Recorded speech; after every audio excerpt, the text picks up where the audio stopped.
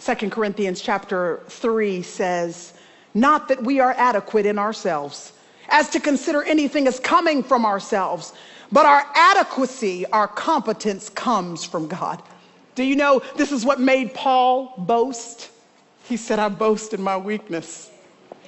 I mean, he said, listen, I get so excited when I know I'm not enough.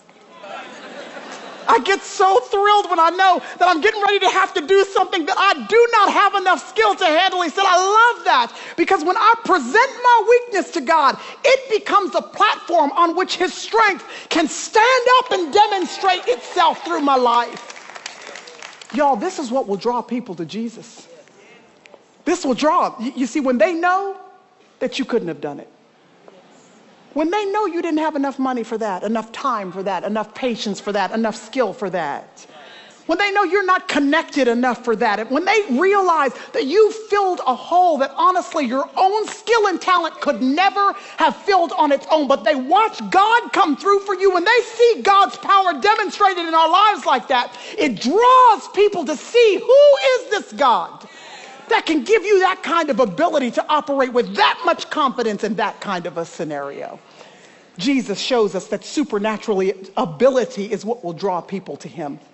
But not only did Jesus have supernatural ability, because look at verse 22. As he is teaching, look at the people's response. They were amazed at his teaching, for he was teaching them as one having authority and not as the scribes. Jesus not only had supernatural ability, y'all, he had supernatural authority.